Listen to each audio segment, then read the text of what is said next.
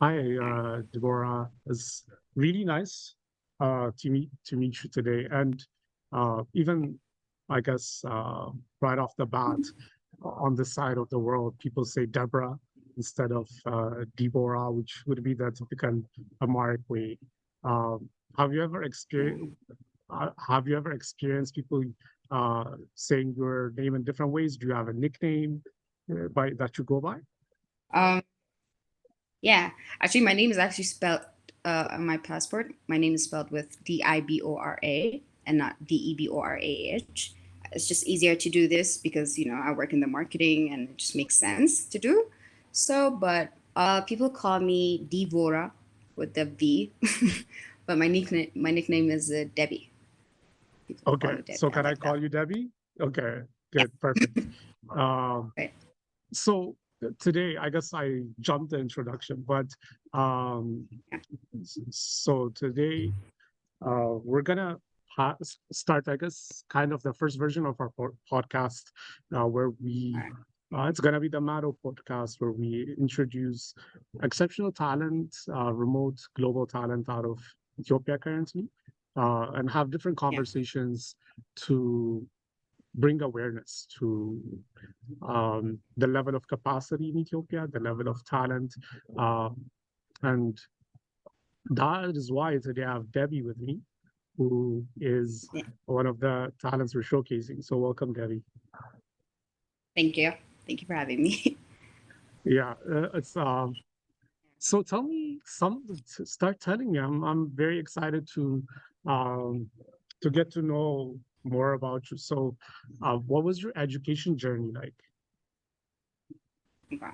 So I don't know if I should start from when I was little, but I was born and Yeah, raised in from where you're Maala. born. Yeah, from where you're born. You can go all the way. Okay. So I was I was born and raised in Maala.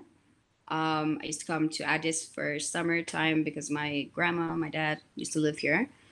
But then I moved here when I got into college. I'm a skilo, and I studied information technology engineering. Finished that about 4 years ago, and then I took a break. Well, the COVID situation as well. I wasn't allowed to leave the house, so I had to stay at the house. So I took a year break and started working at this advertising company as a copywriter. They took a leap of faith, and then it worked out. And then I worked there for almost 3 years. 1 year and a half in, I got promoted to a creative director. And then I got a little bit of experience from that. And then I wanted something different, like a different environment, because it's already been 3 years. I wanted a different environment. So I changed to this place called G Media. It's also an advertising company as a creative director, where I'm currently working right now. Wow. Okay. So you're born and raised in Mekelle. Uh, Yes. um, I was actually, interestingly enough, an assistant lecturer in Mekelle for 2 years. Beautiful city, Nice. amazing people. Beautiful Uh, city. Yes. yes, I love the people. Like the people are probably Yes. some of the like the most helpful people I've met. I have a Very. huge Friendly love and as well. respect for the town of Yeah. and the people of Makati. So I have a little bit of Yeah. a background. Um, so I'm hearing you speak, and I'm like, okay, oh, are there schools in Makati that help people speak really good English? Like, where's their English coming from? I actually get that a lot. I was gonna get into that. I went to this really good school. It's called SOS. It's a international school where they help orphan kids, and they make a resident for them, and so they opened up the school for them. But then eventually it was open for the public school for the public people, right? And so that's where I learned. 15 years actually, starting from KG, and then but my English comes from, I think, watching a lot of movies. The TV was my friend. I really loved watching movies, so that helped a lot. The Okay, tell me expressions, the your accent, everything. Yeah, I've definitely noticed that quite a bit. So, Yeah. what's your favorite movie then? Ah, okay. Or So series, whatever. I'm gonna sound stupid, I think, I don't know. But growing up, Step Up was used to be my favorite movie. I don't know whether it was the dancing or the guy, whichever. But and then currently one of my favorite movies is 12 Angry Men. I don't know if you know of it. It's this No, tell me. 1957 movie, right? So it's this 12 men and their jurors. And so it's about the justice of the low life people, right? The people in the downside, of the ghetto. Back in the days, that's what they called them, the ghetto Okay. people. And it's about this kid that stole something from someone and he's accused of murdering someone, which isn't really the case, but they're very quick to judge him. And then from them 12 people, one guy, one man, is trying to convince them that that might not be the case, which then they end the movie with him not being guilty. It's very interesting. Oh, I It haven't ends seen it. in I one definitely room. have to. Okay, I have to check it. I definitely have to check it out. 12 Angry Men. Yeah. Is that what it is? Okay. I've Yeah. heard of SOS quite a bit as well. I think they have Yeah. different locations. I think I've heard of one in Alasa. Uh, I don't Yeah. recall. So there's one in Makati as well, I guess. Yeah. There's one in Magalega House, Bahar Dar. It's like different cities in the country. Okay, so when you went to Addis, of course you used to Yeah. visit. So hot take, which city do you like better? Huh? Which What's city that? do you like better from Addis versus Mekelle? Ah. Well, it's kind of difficult though because I grew up in Ma'ala and I loved Ma'ala because, well, it's my city, right? It feels like home. Whenever I go back, I mean, it's been 4 years since I've been there, but whenever I go back, it feels like home. But for convenience and all of that, I think I prefer Addis for sure. Like I can understand. It feels the same way for me as well. Being whenever I'm back in Ethiopia, whenever I'm back in Addis, it's Yeah. very like it feels like home. But then the convenience. I also really like where I'm at. I'm in Edmonton actually. And, yeah, I really like where I'm at. So it's just different kinds of perspectives, I guess. Um, Yeah. okay, awesome. So um, now that you made it to into a mosquito, you did information technology. Yes. IT Okay. engineering. So what do you take in that? Like, what are the because I know there's computer science, and then I know there's uh, software engineering, there's electrical Yeah. engineering. Like, where does it fall? Like, what do you end up focusing on? Okay. So one of our major courses used to be the networking. So it's like Mhm. building a network, LAN, internet, these public internets and private internets and their networks. That was one of our main courses. So basically, I think what makes a difference is that. Also, it focuses on maintenance as well, computer maintenances and all of that. Yeah, I mean, Okay. I started it because I was really as a child. Uh, whenever there was a new phone or there was a new technology at the house, everybody just calls me and it's like, fix it for us, this or that, right? And so I thought I was really interested in that, and I was until some point. Right now, I like what I'm doing. I don't think I could go back to that. Okay. Perfect. I think it's awesome to know because I know I've met a few people that have degrees in information technology, and Yeah. so do you learn how to code? Is that also part of Um. your Yeah. Yes. It was part of.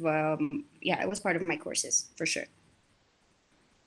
okay? Yeah. Also, the networking is a bit of a coding thing. You code on the. There is an app for it, and so there's a tool. So you code in there to create an internet amongst like rooms and stuff. Okay. So there's some level of coding on the other side as well. Okay, very interesting. Yeah. Um,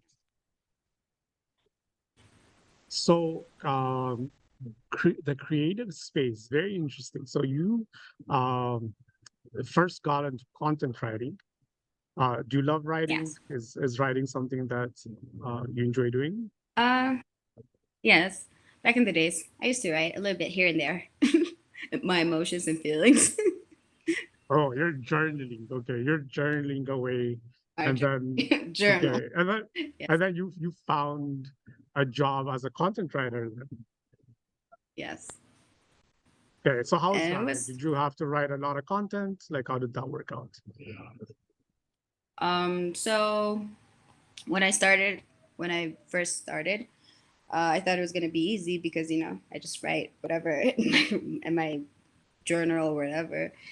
But then the things that I have to write had to be things that people are gonna read, and it's like the audience is looking for it. A product comes, I have to write something about that and stuff, right? Took it didn't take a lot, but it took me a little bit of time to understand all of that. And so, but once I got the groove, it was a smooth sailing situation. And also, I had a really good mentors, so that kind of helped a little bit. That's awesome. I think really good mentors um, make such a massive difference to your experience, right? Definitely. Um, so, what Yes. would you say are some of the main things that your mentor uh, taught you? Like, what did you learn from your mentor? Consistency, I think I would say. He really wanted, whenever he wanted me to do something, he made sure to make me understand that what had to be done had to be done.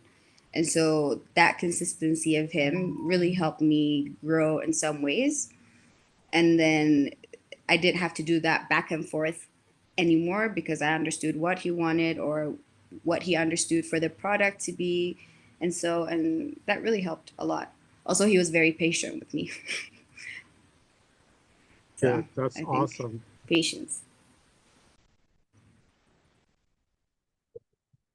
Okay. So, tell me about being a creative director. What is that job like? A creative director is, well, I guess you get to come up with crazy ideas. It's in the name, really. You just have to be really creative and really understand what you're presenting, what your product is, and do a lot of research about the product and the people that are going to watch it, the people that are going to be interested in it, and how do you penetrate that market? How do you want to talk to these people? And are they going to like it? Is it not going to be offensive? Is it going to be good? Is it going to be catchy? Are they going to remember this? It's all of that. And it's like all that combined. And then you just have to come up with this crazy idea or just an idea that will relate to them. And then you just put it out there. And then you write it, you record it, you do all of that. Yeah. Okay. So let's say when you have I saw that you're involved in a few different campaigns.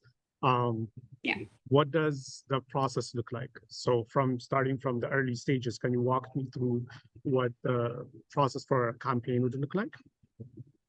Okay. So when we do campaigns, our client approaches us or we approach a client and we understand what they want to do. They tell us what they want. It could be a TVC, it could be a radio ad, it could be anything. And then my team and I would go over it, look at our other competitors and what they're doing and how they're approaching these ideas and all of that. And then we do have brainstorm sessions amongst the team. That's where it really gets crazy because ideas just keep coming, and then finally I think when we come up with something we direct our ideas to our copywriters, and then the copywriter puts it in a transcribed words where the client will be able to understand it. And then if we're doing a TVC, would have a sketch artist and explain our ideas, our visuals, what they're going to be, where the camera is going to be at, how it's going to be recorded, and all of that, right? And then after that, I think well, if the client likes it, we go to production and the video's out. Amazing. Okay, so I have a few things that I'm curious about. So you, Right. let's say you're doing a TV ad placement or something alongside TV. Um, so there's a sketch. You do sketches to show the production. Do you do production yourselves, or is it a different company that does your production? Okay, so where I was working at, we outsource our production team, but mostly because we want to be consistent with our videos. Usually, we really want to produce that quality product, quality video or whatever, right? So we contact our outsourced production team, and so they understand it from the sketches. It doesn't really have to be sketches. If we do have time and we want to be really specific about it, yes, we do sketches. But also we have this thing called mood board. I'm sure you know. We prepare a mood board for them, and it's like an idea of what it has to be, what we want it to be, and so they understand it from there. Okay, and then they do the production part. So they finish everything, and then once they have it ready, do they show it to you, or is there like a Definitely. part of the process where they say, okay, these are kind of our first drafts. Do you want to take a look before we do heavy editing, or do they just show you the end product? No, so what happens is most times we do have to be at the production set, right? So everything is smooth and clear.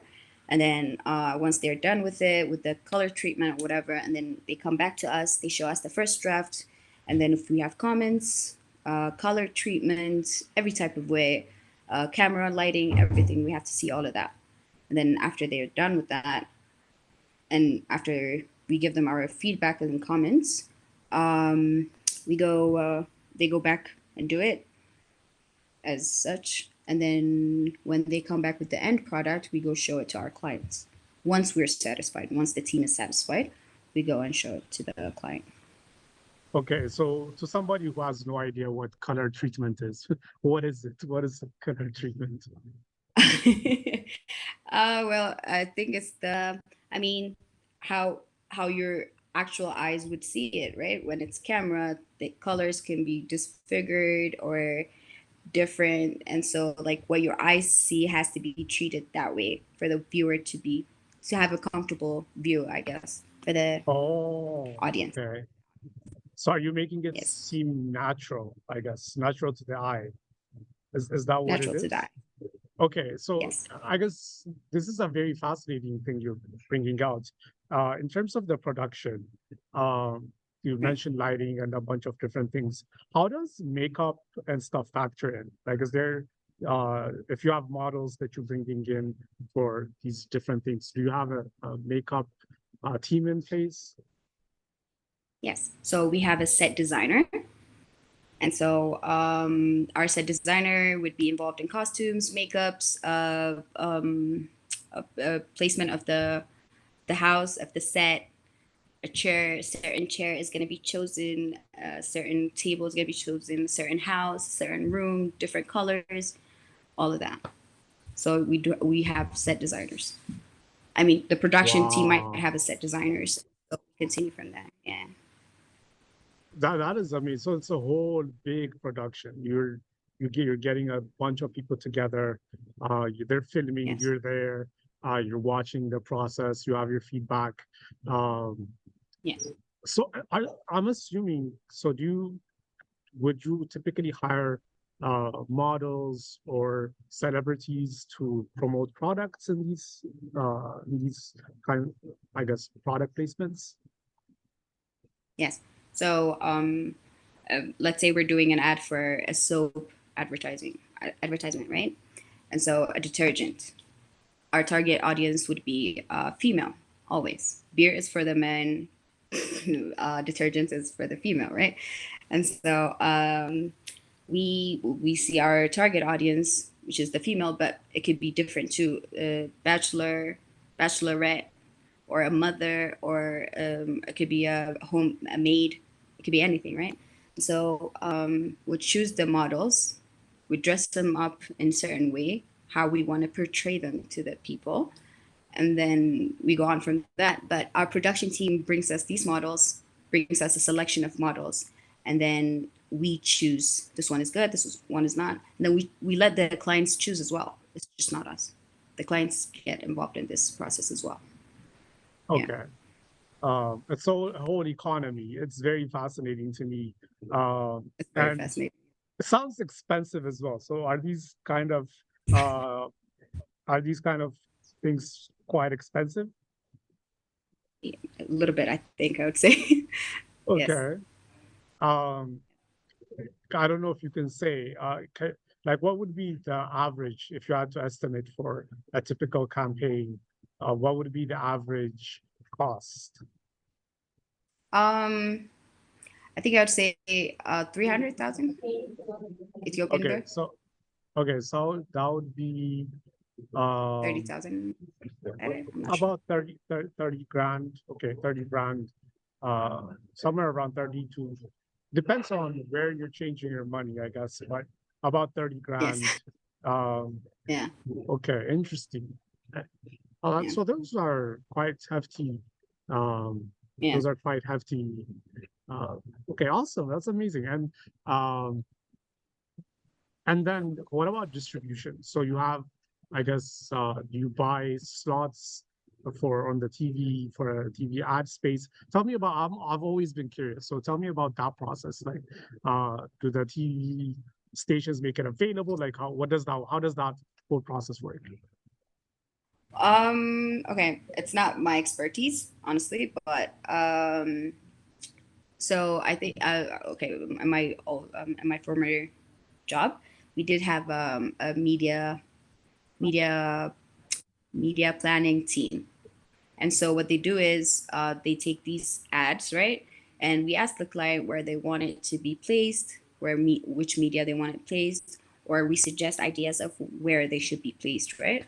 So I think we just contact the media centers, and then they just give us slots in between movies. It could be in between shows. It could be in between news. And so I think the pricing also varies during these times. So when a show is very what do you call it? If it's a famous show or like a popular show, I think the pricing would be higher for the ad to be placed there. Yeah, during that time, like a Okay. transmission time. Okay, and then from your experience, or maybe from your perspective, is it more Yeah. important to have a lot of frequency where people see something a lot, or is it more important to place it uh, at the in a right place where a lot of people are, let's say, next to a popular show? Which one would you think makes more sense from a strategy point of view? From a strategy point, I think it's better to do it on the popular shows or anything to that sense because people tend to like be really excited or like very interested in these things, and so it's like a Super Bowl commercials, right?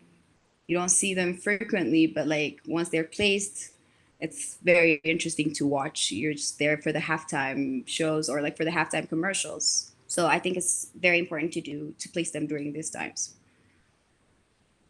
Yeah.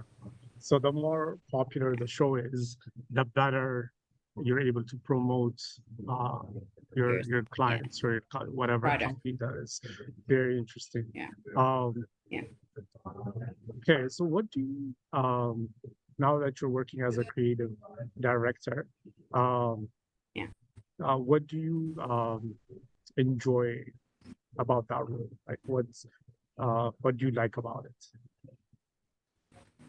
Um, it's a lot of things. I think first is the getting to know the product or the client, and then it's once you get to know them, you just analyze everything, and that part is very interesting, right?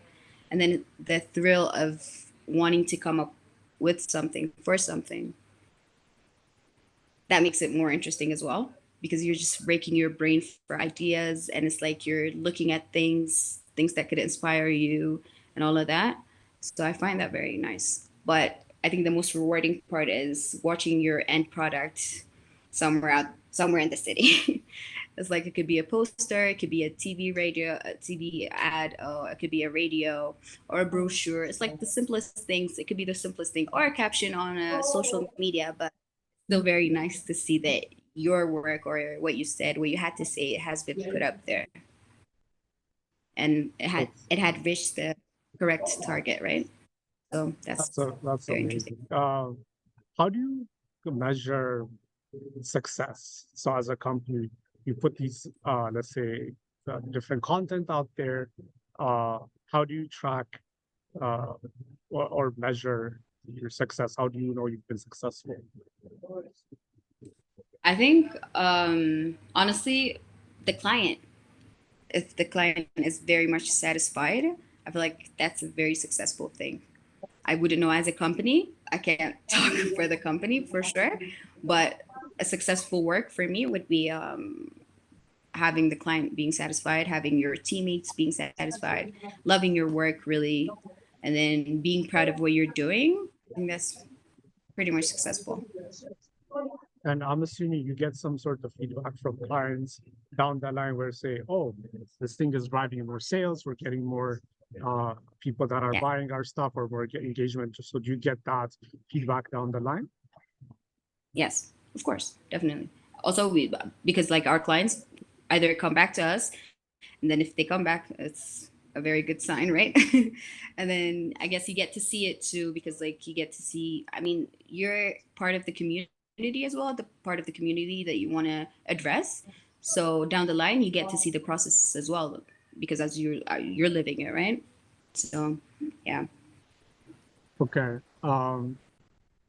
So right now as a creative director, do you have a team? Mhm. We're building a team, but I do have a copywriter and what is it called? Motion graphics designer. Okay. What is a motion graphics designer? Okay, so they do designs. A poster idea, if we have a print ad that we want to do, right? They design that. The print ads that we see out in the cities, 3D motions, um, different designs, I guess. Okay. So advertising designs, yeah. So they're like a graphic designer, but then they also do moving stuff. Is that what Motions it as is? well. Yeah, 3D motions. Yes, definitely. Like what is it called? A product, which like right at the end, a beer product. It could be a beer product or any type of product. You know, like when a thing moves, when the product moves. Yes, a Oh, pack okay, shot. okay, okay. They design the Okay. pack shots. Yeah. Okay, so they make it so that's it's not just static. There's something happening, like the Yeah. text comes in and the beer bottle spins. Okay, okay, okay, okay. Oh, Yeah. fascinating. So you have a person who does that, and then you also have a copywriter. A Okay. copywriter. Yeah. Okay. And then, of course, you outsource the production to a team Yes. outside of your company. So they take care of the filming and the editing, et cetera, et cetera. Okay. Um, Amazing. Like, that was so fascinating for me to learn uh, Yeah. about all the But different things that go into it. Um, so I guess in terms of like marketing, because that it is a form of marketing, right? We're in the advertising or marketing space. Um, what are some of the things that you've learned, or what if somebody said, "Hey, I don't know a lot about advertising," what would you tell them? What are the key things that a person needs to know, or things that people who are not in the industry might not know, but you think you have realized are very important? yeah, okay. So growing up, I think we've all seen like commercials, right? Like Ethiopia when we were here, we've seen commercials that were very much like catchy with their songs, with their actions, with different things. And so I think that goes along the way of knowing what you want advertised for your people. Like, who wants to listen to me? I think that's the key thing. It's like knowing, doing your research of your target audience, like knowing exactly what they want, and also what your client wants. Do they want a sales? Do they want awareness? Do they want is it like a new product that is coming in, and so you're just advertising it as a new product? All of these things are keys. Like if it's a product that's been in the industry for a while, and you're just trying to advertise it, trying to let them know they're still here, you just got to stay consistent, or somehow like have a signature along the line, right? And so I think the key thing is really knowing your client deeply, and like knowing your target audiences. That's the key thing. Research, Mm, okay, I would you say. really need to know. Okay, that makes a lot of sense. Um, Yeah. how is influencer marketing these days? I know that people are starting to really have very strong brands, so maybe on TikTok or different platforms. Yeah. Do you guys use influencer marketing as well? Yes. That's actually one of the scariest things, because I don't think people are going to want agencies from now on, because these influencers can come up with really creative ideas, and like and advertise your product however they want, and then people are just listening to them, right? But then I think what we did is we have a digital team that comes up with how a digital campaign should be used for the product or for the client, and then we involve these influencers from our side. We connect them, and so I think that kind of helps. Yeah, but influencer marketing is really big thing now. It's a really big thing now. Yeah, I've definitely noticed, and it's similar on the side of the world as well. I Yeah, have noticed that people want to interact with people more and less with company brands. They want, exactly. they want to buy from people they like and they trust. It has always been the case, but I think Hmm. the company brand, it's changing. People just want to focus on listening to other humans as opposed to companies speaking in the space. So it's very interesting to see. So you guys just partner with some of them and then you work with them with the Yeah. clients Also, that you guys have. yeah. Also because like people have, I don't know, our attention span has been very much reduced these days, right? If you, I don't know if you've noticed these TikTok videos. So it's very much easier for the client to go through that small process, or that not that hectic of a process, to advertise what they want and reach their people, than just go through all of this. And so I think it's quite interesting, actually. The fact that we're coming onto this is quite interesting. It's a very interesting marketing idea.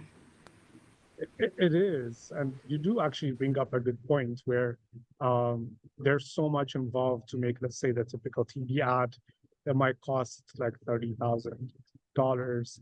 You Yeah, have so many different moving parts, and then if yeah, the audience is already listening to an influencer, if you know your audience is already listening to them, you might as well pay a fraction of the cost directly to them, and then they can handle everything else, right? Uh, right.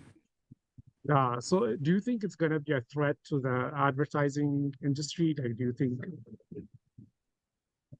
A little bit, I think. Yes. But I don't know. I guess what makes it what makes the agency work different as well is because it's well thought, and it's a quality thing that's just gonna come out. Like the end product is gonna be a quality stuff. And I guess your placement is different too, because in some ways, as I mentioned earlier, like your target audiences are these old people that don't have access to the social media. But also in Ethiopia, like 80% of the people is, I mean, I know there's a lot of internet users, but also people live in the rural area where, TikToks and like other things are not much of a famous thing. So it's the radio or the TV that they get. And so I think it might take time to like fully go from this agency marketing to the influencer marketing, Yeah, but I think it's coming. Yeah. I definitely see your point, especially in a country like Ethiopia. The internet coverage might not be as wide. Um, TV and radio still has a very strong presence, as opposed to, like, let's say, North America. It's not even close to being the same. Um, and I guess to your point as well, uh, the placement also matters. There are no influencers for the Super Bowl ads, right? It's all agencies. Yeah. So there's Yeah. still a place for both, but a very different, it's a very different world we're living in. Okay. Yeah. I guess as we're getting close to wrapping up, do you have any Yes. questions for me? I always let whoever I have a guest on the podcast ask questions at the end, because it can be a Okay. two-way street as well. Yeah. I guess I want to ask how the process of Mado is going for you. Have you been Uh, getting a lot of people? Have you met interesting people? What stood up for you and all of that? okay, so how has Mado been going? I think it's been going decent. And one of the things that have realized is when I'm networking, um, any new business, biggest challenge is always sales. Um, because they haven't built a brand yet, they haven't built a pipeline. Um, so it's the same for me, right? Like I'm still in the process of people getting to know me, getting to know what Mado does. Um, so I feel like it's gonna take a while. But overall, I can't really complain. We've done really well.